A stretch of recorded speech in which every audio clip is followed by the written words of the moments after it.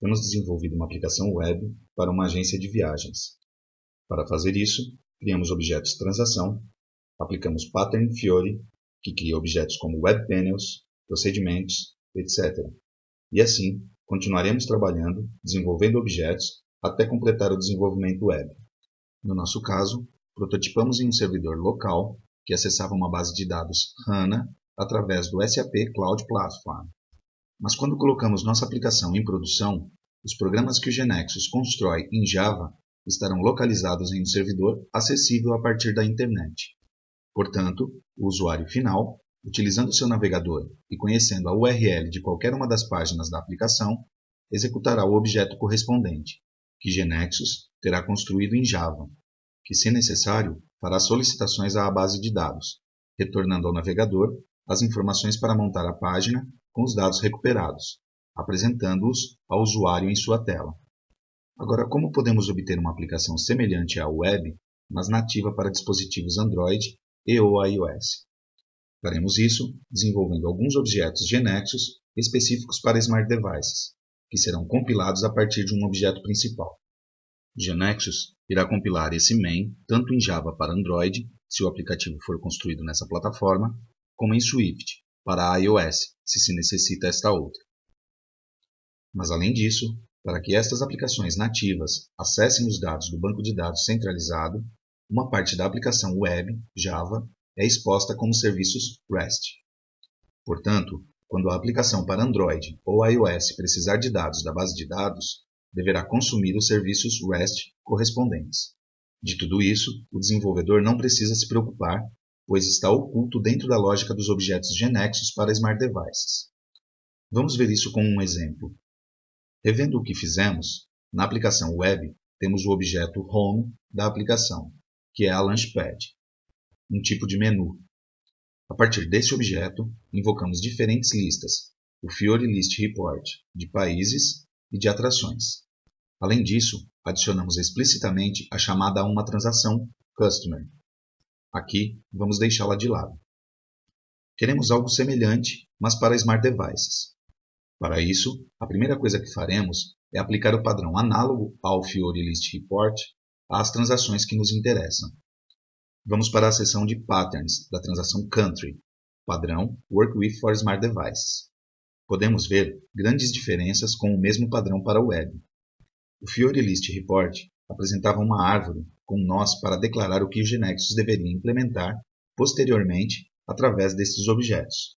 Estes objetos, em execução, eram basicamente mostrados como duas telas, a de list, propriamente dita, e a de informação do país selecionado. Esta tela tem uma guia General, e como cada país tem atrações associadas, outra guia Attraction, com as atrações exibidas em um grid.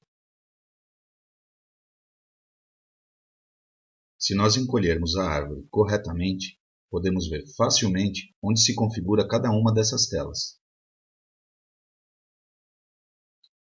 Aqui temos a list e aqui as informações detalhadas de um país, com suas duas abas. Se agora vamos para o pattern análogo para Smart Devices, vemos mais claramente as duas telas que serão geradas, a de list de países e a que corresponde às informações detalhadas de um país, com suas duas guias, que aqui aparecem como sections. A grande diferença é que aqui estes nós corresponderão diretamente aos objetos que serão gerados e o desenvolvedor não declarará para que em seguida GeneXus implemente, mas implementará diretamente. Assim, se nos posicionarmos no nó list, vemos seu layout já inicializado, com um grid que mostrará o valor do atributo Country Name de cada país a ser carregado da base de dados. Também vemos que as seções Rules, Events e etc. são habilitadas para definir regras, eventos e outros aspectos deste objeto, ou seja, as seções que permitem a implementação são exibidas. Por outro lado, se formos ao nó Detail, vemos que o objeto contém em sua tela apenas um controle chamado AllSectionsContent. Neste controle, serão carregadas todas as seções contidas neste Detail. Aqui são duas. Aqui mostra as informações gerais do país, e lá vemos os atributos Country ID e Country Name, e aqui mostra as atrações do país em um grid. onde os atributos AttractionPhoto e AttractionName estavam localizados. Ficará mais claro ao executar. Marque o checkbox para aplicar esse padrão e, antes de gravar, observemos os geradores de programas que definimos. Por enquanto, apenas um, o Java Web. Agora vamos gravar. O gerador Smart Devices foi adicionado automaticamente, em que, por padrão, será gerado tanto para Android quanto para iOS, sendo a plataforma principal Android. Por outro lado, observemos que abaixo do nó Country agora aparece o objeto Work with Devices Country. Ao contrário do caso Web, em que Fiori List Report Country era um arquivo de declaração exclusivamente, e objetos que realmente implementam as funcionalidades do padrão são construídos separadamente, os vemos listados abaixo. Neste caso, se trata de um objeto GNexus, que conterá subobjetos que podem ser invocados de forma independente, com a sintaxe apropriada. Vamos também aplicar o pattern à transação Attraction.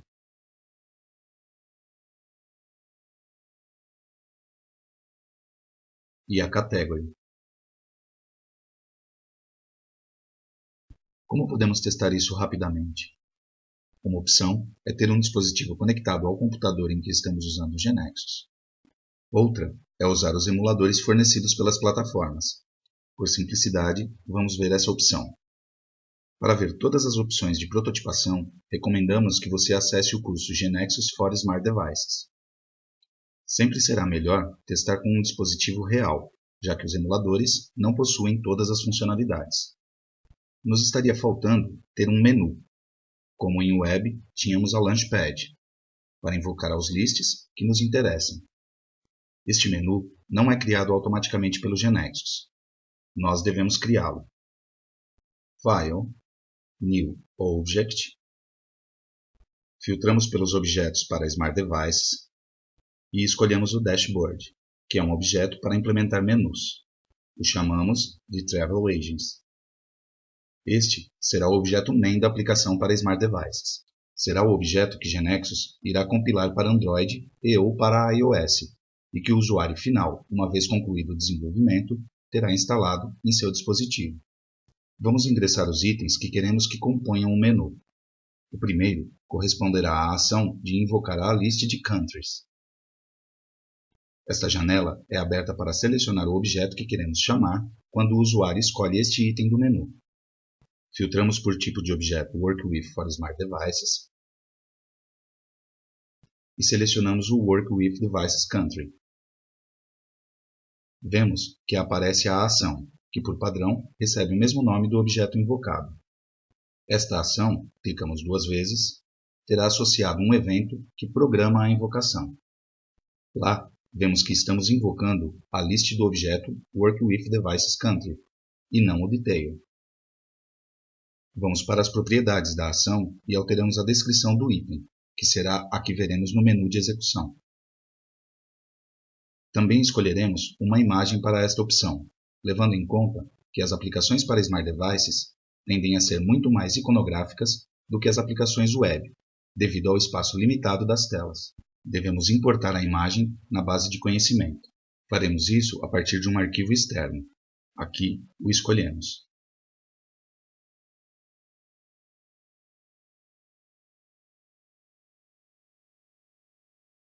Bem, agora vamos adicionar também um item para invocar a list de atrações. Vamos modificar suas propriedades de forma análoga.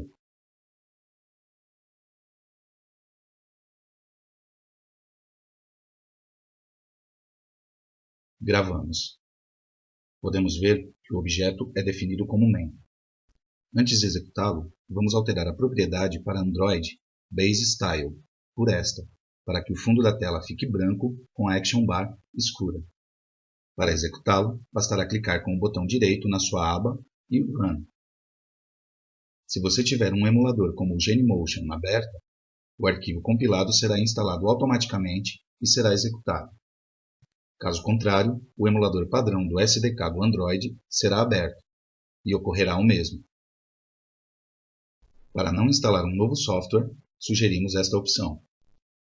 Neste caso, tínhamos o Genymotion aberto. Então, aqui vemos o dashboard em execução, com os dois itens que definimos, com suas imagens e descrições. Ao tocar sobre Countries, vemos a lista de países, que de cada país mostra em um grid o nome, tal como implementado. Se tocarmos em um país, vemos o detalhe com duas abas, a informação geral em uma aba, o que está implementado aqui, e as atrações do país na outra. Das atrações, vemos a foto e o nome, tal como está implementado aqui. Observemos que a partir da guia General, podemos modificar as informações do país ou eliminá-las. Mudemos o nome. Confirmamos. O objeto que fez a atualização no banco de dados foi um dos serviços REST que mencionamos no início. Então, se agora executarmos novamente a aplicação web, atualizamos a página e voilá. Da mesma forma, se daqui mudamos novamente o nome da França e agora voltarmos para o dispositivo Android, aparece atualizada. Os dois botões de Update e Delete do país aparecem no Work With aqui, na área da Application Bar. Mas, enquanto no padrão web se invocava a transação ao querer atualizar ou excluir, por exemplo, aqui é invocado no modo Update, e o que estamos vendo é o form da transação, em aplicações móveis nativas é aberto o mesmo detail, mas com outra tela, a tela de edição, que é inicializada de forma idêntica, exceto pelos botões Save e Cancel na Application Bar. Quando o usuário pressiona o botão Save, o aplicativo no dispositivo invocará, passando os dados desta tela, para o serviço REST no servidor web, que contém a lógica da transação, e, portanto, atualizará as informações na base de dados. Tudo isso é feito de maneira transparente para o desenvolvedor, que não terá que lidar com esses detalhes de baixo nível. Igual ao padrão web, se voltarmos para a list, vemos que temos a opção de adicionar um novo país. Aqui se chama a mesma tela detail que para update. Vamos adicionar México.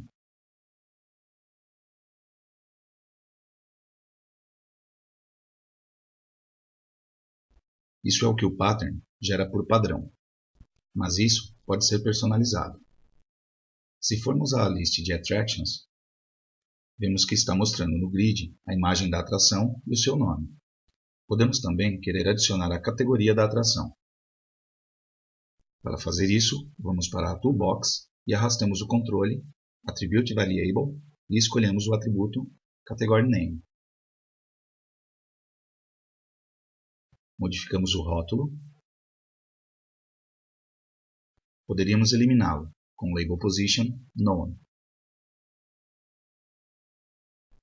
Executamos, clicando Run no objeto Main.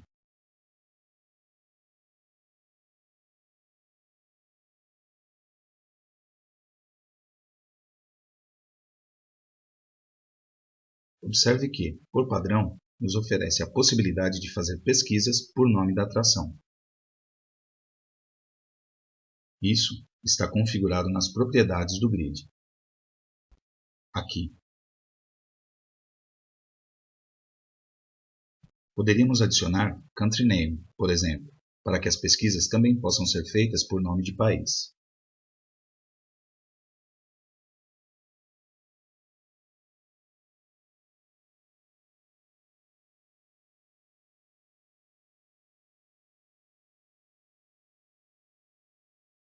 E então, procurando por FR, vemos que aparecem as atrações da França. Mas também temos filtros avançados, pelos atributos Country ID e Category ID, que, lembremos, são as chaves estrangeiras que possui a transação Attraction. Alteramos a descrição por Country e Category, respectivamente, e executamos o menu principal novamente. Vamos para a lista de atrações e vemos que temos a opção na Application Bar. que nos oferece exatamente os dois filtros avançados que acabamos de ver. Se quisermos filtrar as atrações por país, por exemplo, vemos que nos abre o Trabalhar com Países, para que possamos selecionar um dos existentes. E assim que isso for feito, pressionamos Search. E o mesmo acontecerá com o filtro por categoria. Podemos adicionar filtros ou eliminá-los. Por outro lado, se olharmos para a lista, ela está classificada por Attraction Name. Isso é especificado entre as propriedades do grupo Data do grid. Podemos querer dar ao usuário a opção de classificar por país.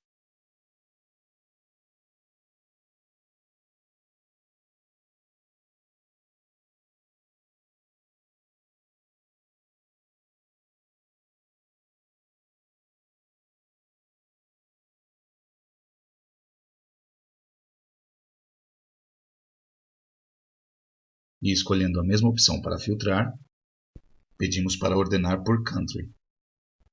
Nós vemos a Grande Muralha da China e depois as duas atrações da França. Podemos querer que esta opção mostre as informações agrupadas por país e para cada país ordenadas por nome de atração. Para fazer isso, modificamos esta ordem, adicionando o atributo Attraction Name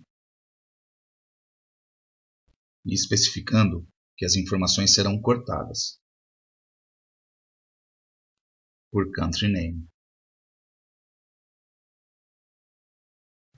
Vamos ver isso em execução.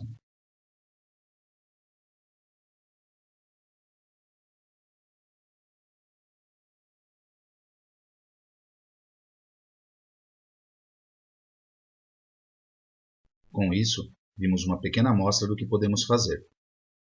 Assim como para uma aplicação web, há mais objetos para suprir outras funcionalidades, como os Panels for Smart Devices.